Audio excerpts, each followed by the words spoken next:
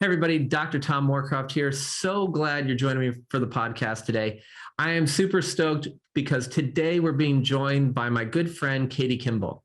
She's the national voice for healthy kids eating. She's a blogger, a TEDx speaker, actually multiple TEDx talks. So good. Check them out on YouTube. She's a former teacher and a mom of four who, with her kids, founded the Kids Cook Real Food e-course. And this was recommended by the Wall Street Journal in 2020 as the number one kids cooking class online. Her blog, Kitchen Stewardship, helps families stay healthy without going crazy. She's on a mission to connect families around food and teach every kid to cook as part of her Kids Meal Revolution. And today, this is just such a cool conversation. We really wanted to focus in on picky eating and how this happens, how to change it, and how to really partner with our kids to help them grow and develop. We focus a bit in on a lot of our kids with autism and pandas who have sensory and food sensory issues and processing issues, which will maybe make, eating and tasting different things from that sensory perspective harder. And we've talked about ways to diffuse this a little bit to really partner with our kids to help them not only start to eat more on their own, but to really start to understand, to start to kind of desensitize themselves. It's really cool. And one of the things that we talked about is the roles that parents play versus the roles that children play in sort of making decisions around mealtime. And a lot of this will go contrary to the things that we learned when we were kids. I mean, I grew up in a different generation where it was just kind of everything that was on our plate was what we were supposed to eat. So in today's podcast, we're going to really go debunk a lot of those myths, give you practical tips to get your kids more excited so that they can not only get healthier now, but learn a lot of life skills. And then towards the end, we're going to really wrap this into how all these skills we learn in the kitchen lead to critical thinking later on down the road. Actually, even now too, but helping them make decisions that go way beyond the kitchen into their greater life as they grow into teenage and adulthood. So join us today. It was an amazing conversation. I'm so happy to share this with you. Awesome. How are you today, Katie? I'm doing well. Thanks for having me, Dr. Tom. Yeah, it's so great to have you on here and to be able to chat again. And, I'm just so excited because I think that so many people get used to listening to what I'm talking about. We're going to talk about sort of this mindset of healing, or we're going to be talking about the latest, greatest antibiotic or herbal protocol for treating Lyme and all these other things. But I really am excited to take a step back and share something for our parents to really empower their kids. So that, because one of the biggest foundations of healing is what we put in our mouth. And I really like when I think about who can help our parents, help our kids make better decisions, become less picky in what they eat. I know of no one better. So I'm so happy you're here. Well, thank you. That means a lot. And that's definitely my mission, is how do we help kids take ownership of their health and understand that what they eat impacts their body, right? We're not taught that in school. No, I mean, I feel like we're taught the other thing, like the medical system teaches us that we should be more and more reliant on them for our health. And to me, it should be the other way. So the thing that my parents say, there's so many places to start, right? But my moms and my dads, the number one thing they tell me is that their kids just will only eat like three things. So why are our kids become so picky? And then, what are the things that we can do to kind of get, help move out of that place? Okay. So you just asked like an hour-long two-part question. Perfect. Well, we'll keep it a little shorter than that. First, you're talking about, and I think this is fascinating, why are we seeing an increase in picky eating? What is going on in the world and in society? And I think part of it, it's multifaceted. Part of it is we're seeing a lot more sensory processing issues, right, in our kids. And I think that has other like environmental toxicity factors, right? We're like our senses are turned up too high. And when that happens, food is a big deal. Textures are all driving our kids crazy, right? And seasoning are driving the kids crazy. And so if you have a sensory processing issue in the kids, that's going to increase picky eating. And we're seeing sensory processing issues go up, I think, because of toxins in our world. So there's part of it, right? There's this physiological part. I also think what a lot of parents maybe don't understand is that picky eating is not all about the food. In fact, food is one of the last pieces of the puzzle that exacerbates picky eating. It's really about a relationship. It's about relationships between the parent and the child. It's about relationships between the child and the food, but it's not usually about the actual food. And so parents say, I can't get my kids to eat anything. And in that sentence is the problem. It is not our job to get our kids to eat. It's a lose-lose situation, because here's the thing. Kids figure out very quickly in toddlerhood that we actually can't make them chew their food. We can't move their jaw. We cannot make them swallow food. And so the moment we try, we enter into an unwinnable power struggle. And yeah, it's like a control, I believe those power right? struggles. What's that? It's like control. I mean, I think of my PANS kids. They feel like they've lost so much control over their body, and this is one place they can exert control over the situation. Yep. Eating, sleeping, and pooping. Those are the three things that parents cannot make their kids do. And those are the three biggest power struggles in parenting. Right. And so, and then we get all anxious about it, right? When we have picky eaters. Like I've never heard a parent say, not joking, oh my gosh, my 4-year-old is not potty trained. He is literally going to go to college in diapers, right? We say that as a jest, but we don't actually believe it. And yet, right, when it comes to eating, we do say that. We say, oh, my 4-year-old won't eat anything green. This will never change. And so that mindset is toxic, to think that there isn't going to be growth, right? So, the root cause, to start at the base and the foundation of picky eating challenges, is number one, parents, we've got to believe that our kids will change, their palate will change, they will grow, and their relationship with food can improve. That's huge. And number two, we've got to understand our lanes. Okay. So real quick, Ellen Satter has created something called the division of responsibility. And this is so freeing for parents to understand that the child's job, parent's job first. The parent's job is to decide what is served, what we eat, when food is served, and where food is served, right? Dinner is at 6 o'clock. We're sitting at the table, and this is what I'm serving. That's where your responsibility ends. You are not responsible to get your child to eat or make your child to eat, or whatever language you're using. You don't have to do that. Take the weight off your shoulders. It is the child's responsibility, whether they eat at all and how much. And everything goes better when the child stays in their lane and the adult stays in their lane, which means, right, if the child, the adult's supposed to be responsible for what is served. So if we're asking our kids, what do you want? Oh, what do you want for dinner? What will you eat? That's giving them too much responsibility. It's errant responsibility. That is the adult's job, right? And if in the reverse, if the adult's saying, you must eat these 3 bites, eat these 5 bites, you have to taste, you have to, you're leaving your lane.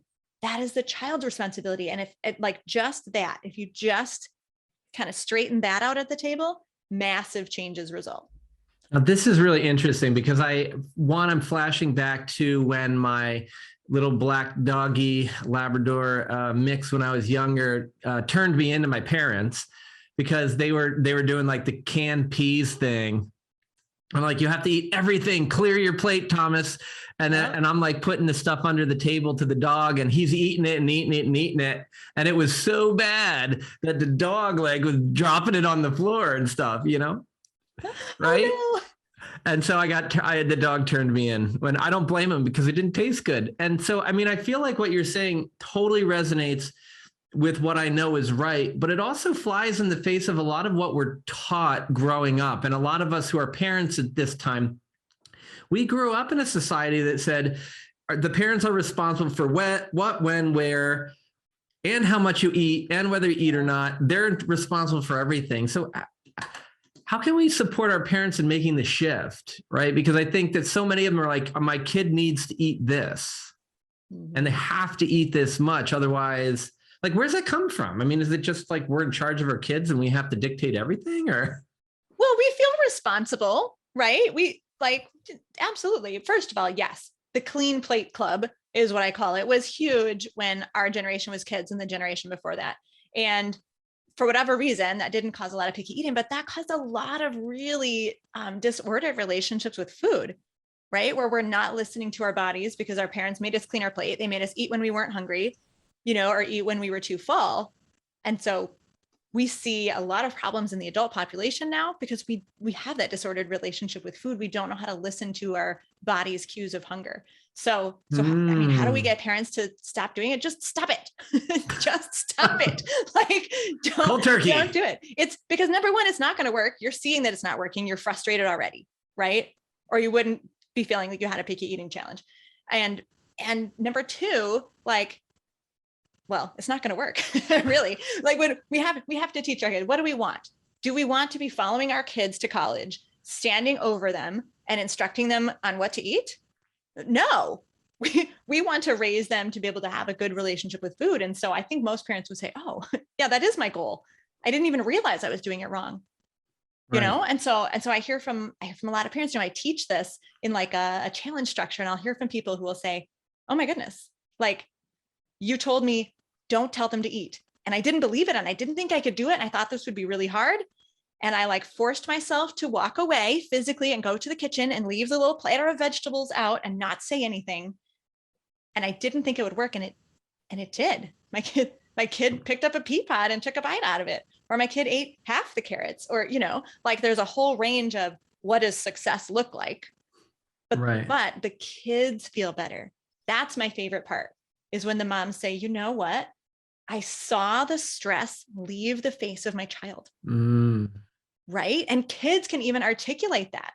They'll say, this felt better. Dinner felt better. I liked dinner today. The experience, not even the food, right? Because when the stress of the pressure to eat leaves the table, it changes everything. And it works. That's amazing. Yeah. Well, and it's interesting because so many of our patients who we're like, here, take these medicines, take these supplements. We have them on this structured pathway. And to just make one more thing, because so many people are like, hey, my kids have food sensitivities or this or that. It's really interesting to me, because now that I'm thinking about what you just said, was I have a lot of people where their kids have to be gluten or dairy free. And some of these kids, not all, but some of these kids are the happiest kids I've ever met around food, because I feel like they're doing, when I'm Rolodexing through what they say, is like, hey, the parents are like, this is what you have to eat. And then here it is on the table, because that's all there is. It's interesting. And so the stress level, I think, is really, that's so key. Yeah. I mean, yeah, it is. And I mean, we know, like, when we think about the sympathetic and parasympathetic state, not only is being in the parasympathetic state crucial for your child having a good relationship with food and feeling like they have some power, some agency, some control over things, right? Which we like as humans, but it's also crucial physiologically, right? We're not, if you're making your kid eat those 3 bites of broccoli, the really sad end of the story, like, even if you feel like it worked because the broccoli went in, because they're feeling stress and pressure, their body is not going to digest and actually assimilate the nutrients from the broccoli. So you lose anyway. Like, it's forcing kids to eat is a lose all around. Right. And giving them that little bit of choice and control and agency, it's amazing the impact it makes on kids. That's awesome. So we give them the option. We tell them what, when, and where, and then we just let them eat or not eat and choose how hungry they are in a particular day, which to me just seems brilliant, because I mean, we have all these people who overeat now because we told them to clean their plate, I guess. What's the next step? I mean, how do we give even more control and agency? How do we get the kids to actually get into the kitchen with us? Yeah, because if you want to talk about having a relationship with food without pressure to eat, the table's not actually the best place, because the kids probably, if you've had sort of that power struggle over food, the kids come to the table expecting it. That's the habit. And so even if you start to change, it can be tricky for them to kind of jolt their brains out of it. So the best place to interact with food, to become friends with those vegetables, is the kitchen, because there isn't pressure to eat, right? The environment is different.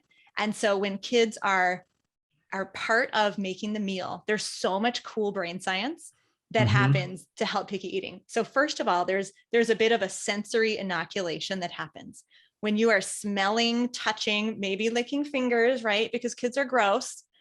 and they will, and we go, and we should go, yay, that's okay, right? They're gonna get this little inoculation of senses in a way where, especially for those kids who are over sensing, for whom food is very strong flavors, and that's part of why they might be a little bit of a picky eater, right? That can reduce some of that over sensing because they've already been exposed to it. So that's excellent. Also, as human beings, we don't like open loops. And when we start something, we have this sense that we want to finish it. And so, unconsciously, subconsciously, kids who are part of making a meal feel invested in it.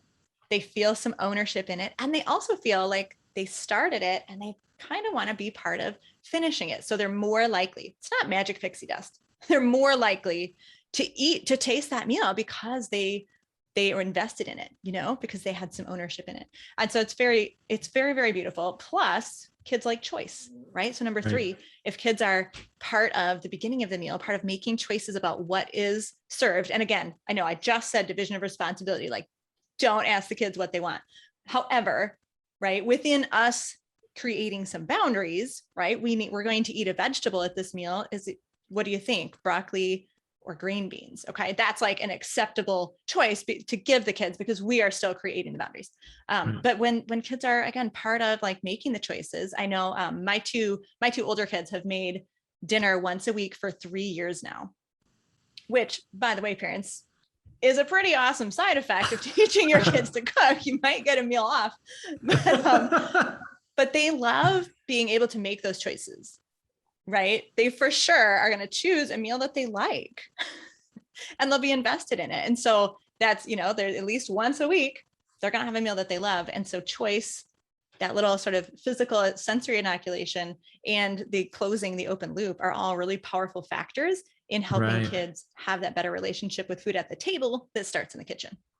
I love it. It's funny. The thing with our daughter, Talia, is I see her really just taking ownership and being really excited to volunteer to make different meals. Not always the one, again, it's not the one I'm choosing. It's really that it's like she has an idea and let her roll with it, or she'll come in halfway through and say, how can I help? I see her volunteering more and more for things outside of the kitchen, like both with us and out in life, and I think a lot of it stems from the kitchen stuff. Awesome. I think I heard you say, let our kids play with food. Yeah, absolutely. Let kids play with food. Sure. That's an excellent sort of picky eating intervention because again, there's no pressure to eat. So you can have like mashed potato exploration day or whatever, instead of getting out Play-Doh, you get out some mashed potatoes and just let them, draw in the mashed potatoes with a pretzel stick or whatever. That any kind of interaction with food when there's no pressure to eat, again, serves as sort of that inoculation and that just being able to have a relationship with food. I love that you mentioned that your daughter has some of that motivation to come into the kitchen. And we just started the school year here, to give some context. And I have a middle school daughter. So if any of you remember being a middle school girl or have a middle school girl, it's rough. You feel like everyone is watching you all the time. That's just, you were never a middle school girl, Tom, but I was. And I remember that feeling. And my daughter was so stressed about school lunches. She did not want to look different. She doesn't want people to watch her eat. And it was a huge source of stress coming in. So the weekend before school started, she said, Mom, I want to have food that looks like what other people are eating, but I want it to be healthy. So I made this list of things I'm going to make this weekend.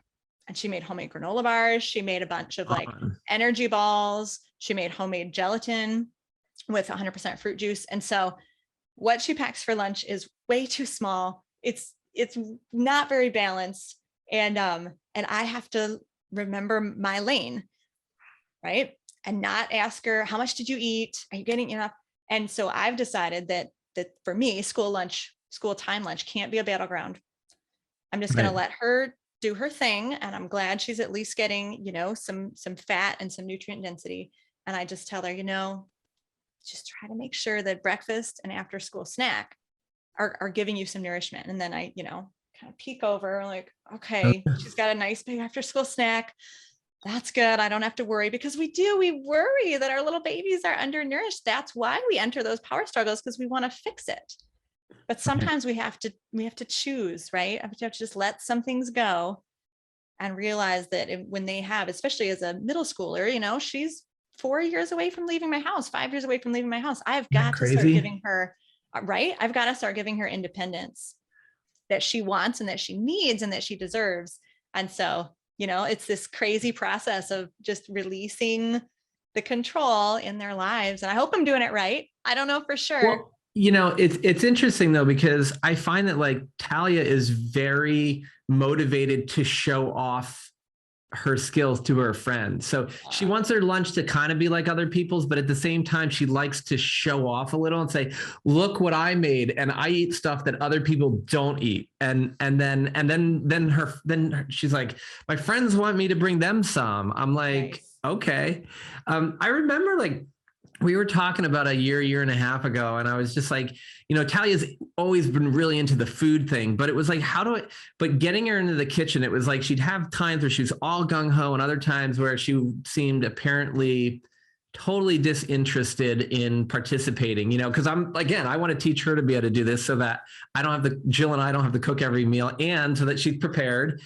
What are the tips and tricks to actually get your kids to come into the kitchen and work with you without it becoming sort of, because to me, that's another power struggle. It's like, here, you must eat this and you must help me. It's like, it's just like, you must do the dishes, or whatever, clean up. How did you know my kids hate doing dishes? Right? I don't know. That's the worst. They fight over who has to get stuck with the dishes as far as after meal chores. It's bad. No, but so how do we motivate without creating another power struggle? That's a great question. And I'm thinking about one of our members at Kids Cook Real Food, Kara, and you would love her story because she has a lot of chronic health issues, and Lyme might even be on her list.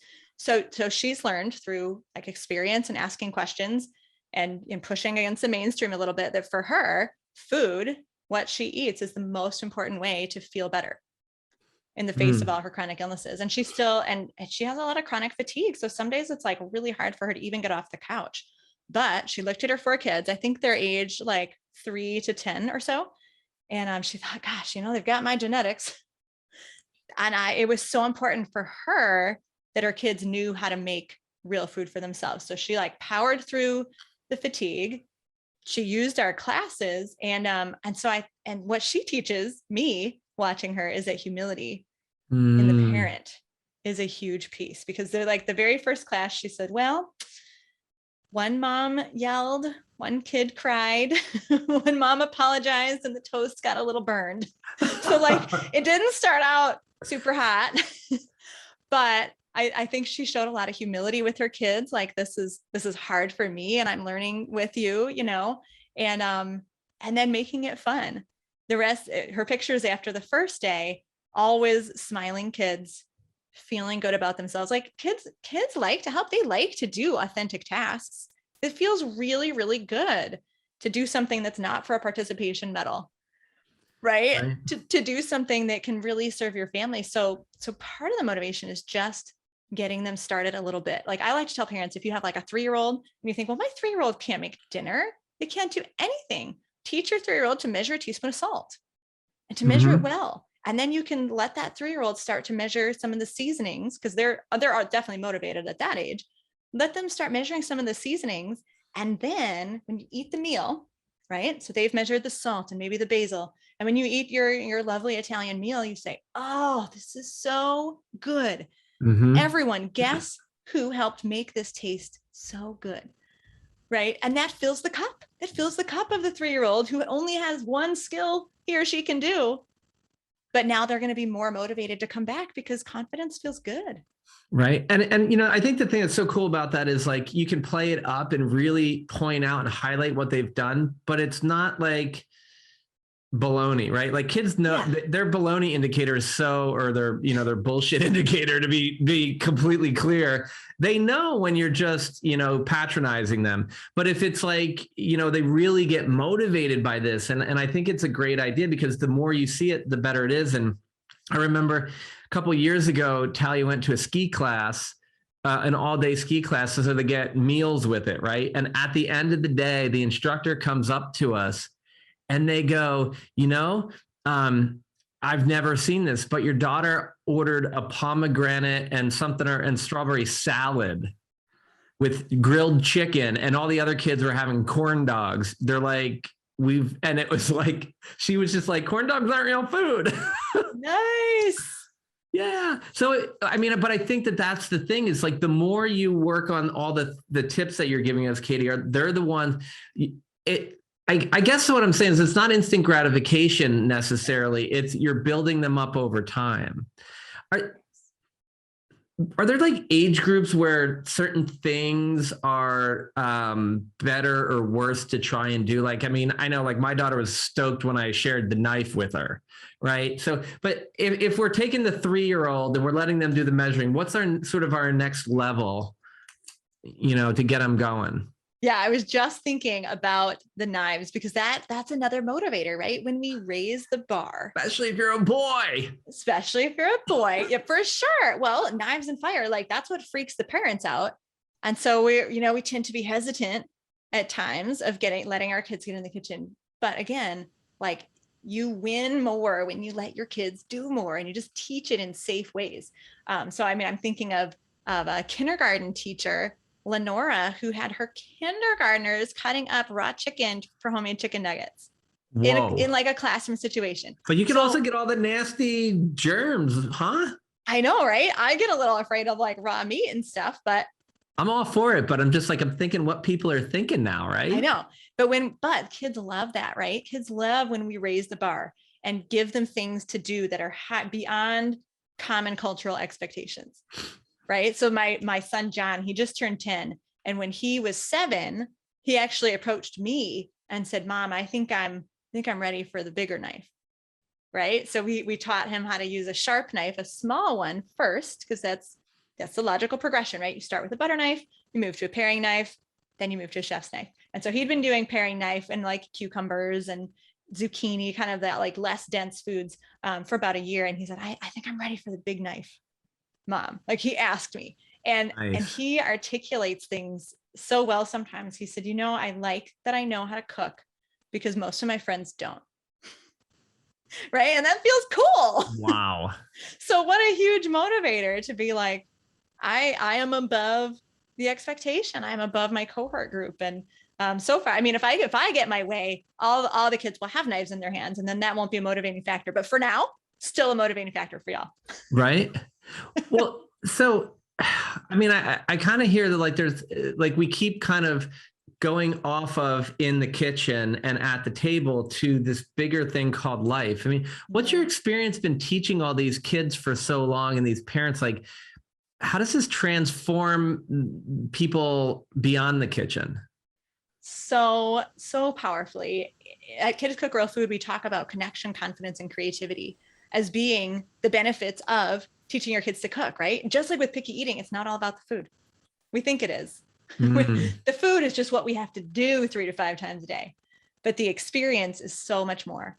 And so we see families bonding over food, right? And connecting with their kids. And you have those conversations that you don't often have because everyone's working and everyone's busy and you're not making eye contact. And so you hear about their day better. And the confidence, the confidence is what our members say is the biggest and most surprising benefit. They didn't see it coming. But parents will tell me, like, I see this confidence in my daughter that I've never seen before, or I see my son is so confident, and it's actually, like you said, sort of spilling out into real life because confidence cannot stay, in one category. Right. If you feel more confident, it's just is contagious to the rest of your life. And so we see it, we really, really see that. And then creativity.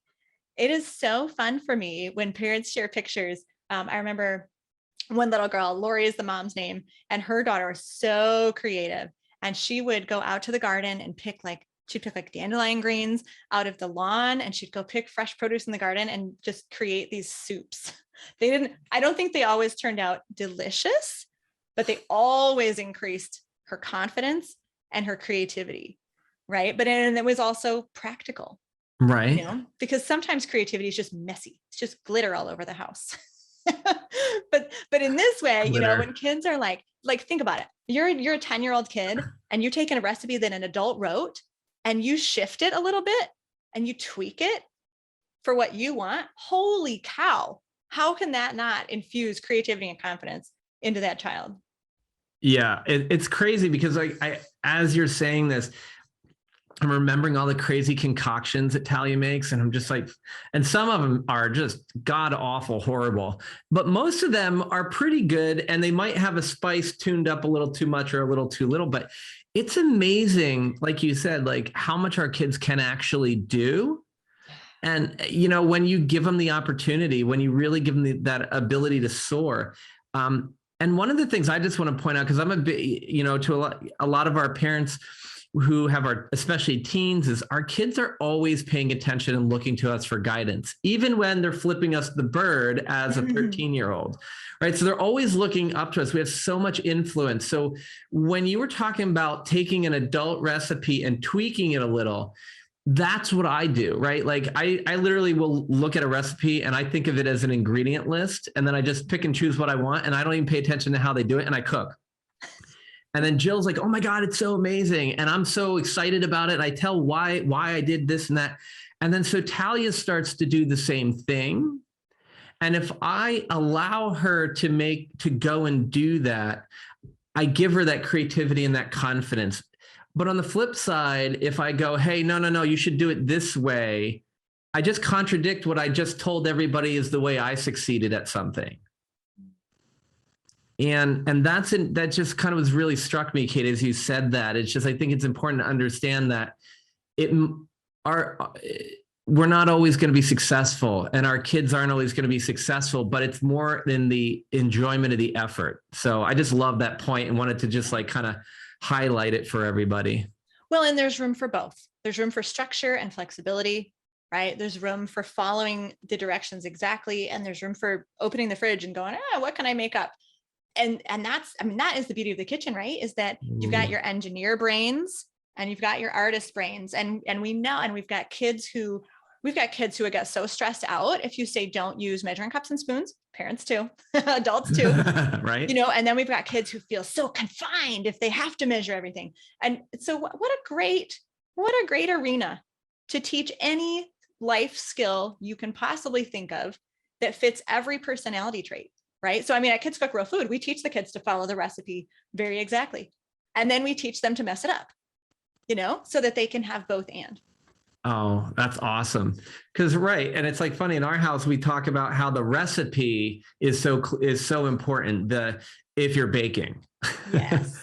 And if you're cooking, it may be a little more flexibility, but it's interesting to take, we do a lot of take the recipe. It's amazing. It's exactly the way you said it. We do it once the way it's supposed to be, and then we do it our way, and we compare and contrast. And I feel like a lot for the sensory kids, the ability to put your hands in and make it, and then desensitize a little, but then, like you said, they're going to put their fingers in their mouth and everything, and they're going to learn. So they're going to have this full on experience that they own. It's just so brilliant. And the conversation where we're going in terms of like the life skills is another piece that I know that you're super passionate about, as am I, is, I'm always wanting, and my wife's always wanting, to allow our daughter to become herself, not like just like another mini Tom or mini Jill. And I want to really teach her critical thinking out in the real world, because so many people are just like, acting like drones these days. It's crazy. I said it, I know. But so how do you take these skills and then really just go out into the world and develop critical thinking skills for our kids? Yeah, critical thinking. Gosh, it's so important. It's so important. And so you mentioned that kids watch us, that we model for our kids, whether we like it or not, whether we're trying to or not. Right. They are watching our model. And that's where I think it's really kind of fascinating when you think about critical thinking, because people say, well, kids' brains aren't fully developed, so they can't actually be critical thinkers. Like, they don't have the prefrontal cortex to do that. And I'm like, okay, I'm a questioner. So I usually look at things and say, that's probably not the full truth. There's got to be something we can do, right? Well, and so that's what I believe is we can lay this amazing foundation so that our kids can become critical thinkers when their prefrontal cortex catches up, right? So we've got to model and teach our kids how to question, how to be curious. And they start out curious, right? So we just have to not lock that down. We just have to not tell them to be quiet when they're asking questions. We've got to let those questions flow and model that we continue to ask questions too. And of course, food is a wonderful platform to do that, because you can talk about marketing. You can watch a commercial and say, what do you guys think about what that commercial just said? You know, and what are they doing to make that food look so good? Gosh, that's one thing my 13-year-old daughter, Leah, has learned. She'll get on Pinterest and look up recipes and, oh, it looks so good. It looks so good. And then sometimes she makes the recipe and it doesn't taste good. It's right. It's not always in the beauty of a professional, professionally framed picture. Right. And what a way to apply to life, right? Things are not always as they look. And there's food artists. Like, what is this? Mm-hmm. I mean, it's like airbrushing your food. Yeah, totally. So I teach my kids to be questioners, to always look deeper and deeper and ask why many times. Right. I think it's important to teach our kids to be adaptable. You know, that story of Kara, how she didn't do so well teaching her kids. And then, for the kids to see us apologize, for the kids to see us say, boy, I didn't do that correctly, or I thought something was A and it actually was B and I was wrong and I'm going to change. So I really think that kids need to see us sort of being adaptable, and they need to learn to be adaptable. I know Dr. Ryan Wolfert, who is a chiropractor here in Michigan with me. He always talks about how we don't want to do the same things all the time. You should like flip your toilet paper around, and you should switch around where you sit at the dinner table. So just to continue to build new neural pathways. And we got to teach our kids that when things go wrong, when things aren't the way they want them to be, how can we adapt? How can we be resilient? And then resilience is for me something that I want to build like a muscle for my kids. It's because it takes practice. It takes practice to be the person who's different. It takes practice to be the person who stands firm in their convictions when the rest of the world might be going other directions. And so, eating real food, caring about our health, understanding that food impacts the way we feel and food sensitivities are real, etc. Right? This is countercultural. And so I love to point out to my kids, right? The Kimballs use stainless steel water bottles. And we look at other people using all their or disposable junk. And we talk about, why do we do this? Why are we different? What are they doing to the earth? Look at that litter. We're going to pick up that litter that other people threw down. And so for me, like, you're creating a family identity and giving your kids like deep roots and also a little bit of padding, right? They know who they are. They know their family loves them. That happens at the dinner table because we build those bonds. That happens in the kitchen because we're connecting with each other and we're giving them, a little bit of power, a little bit of control over their lives. And so what does that do? Like that creates the good kind of bubble wrap, right? We live in a society where we're trying to like helmetize and bubble wrap our kids and protect them from everything. That's not what we should do. We shouldn't remove the problems or remove the any danger. We need to give our kids resilience so that when bad things happen, because they will, they have the roots of their family. They know they are loved. They've taken some blows before. They've felt what it feels like to fail. They've felt what it feels like to be going against the flow, and they're stronger for it.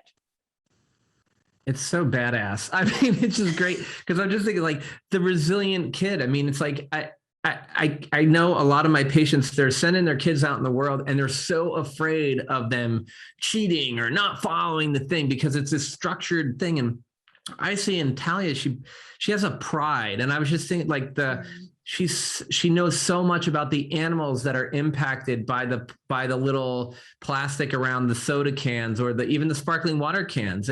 But she's so into the seals and the penguins and everything. But the kids are innately in tune with nature and they understand that throwing crap out the window is not okay. Yeah. Yet if we do it, then we set them up for that. So, I mean, I just love the resilience conversation because then you go out in the world and, hey, I mean, I guess I have a question. What do you do when when you find your kid, not, maybe like an example, like I went in one day and I found candy under the pillowcase, Yep. right? Been there. Right. What's the reaction that our parents should be having in these scenarios? Sure. I mean, kids are going to push the boundaries, right? That's literally their job description. And so for me, it depends on the age. If you've got a kid who's 5, 7, probably even up to 8 or 9, I mean, it's a discipline situation to me. And again, this may not be right, but when I found my first grader with a sucker in bed after I had tucked him in, I went in to like tell him something else, and he was literally had a sucker and he popped it out. I sort of tried to put it under the sheet with that magical thinking, like maybe she didn't see it. I just started cracking up. I started laughing because I was so surprised. And then yes, we found all the wrappers like under the bed and stuff. And so my reaction to that scenario was to take the candy away. You don't get it, but also to have conversation, right? Yeah. So for me, it's always there's a balance between the discipline of the consequence and the discipline of the teaching, because discipline comes from the word to teach, right? And so we talk about, well, why would you do that? Kids never know why. Why would you not want to do that? So you talk about cavities, you talk about trust, really. For me, that's where it comes down to. If they're sneaking food, it's a trust issue. And so you have to set up the environment.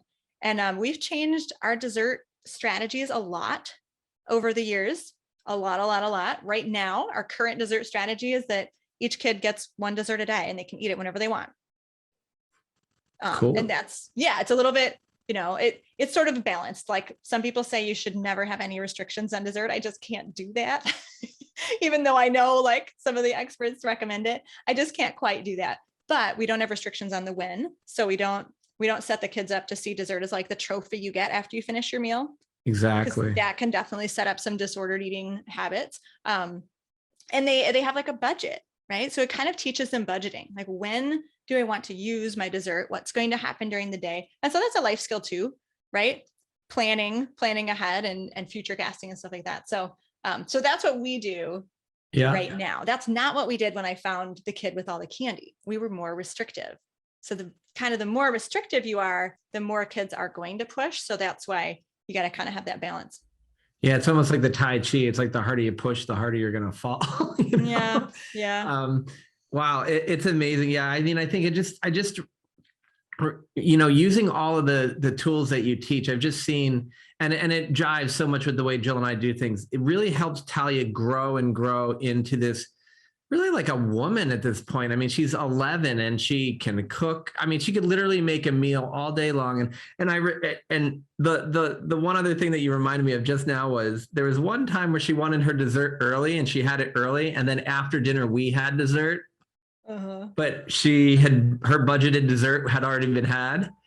And that critical thinking that we teach kids. I mean, I think like we've been talking, they're capable of so much more than we believe. And it's not just prefrontal cortex less developed. I mean, the sky is the limit, man. You give these little kids the opportunity to grow. And so I just appreciate all that you're teaching everyone to do that. So as we kind of wrap the conversation up, is there anything in terms of like critical thinking and getting our kids out of picky eating that you want to make sure that we leave people with, especially kind of coming, knowing the chronic illness kids who might be, they might be picky for multiple reasons.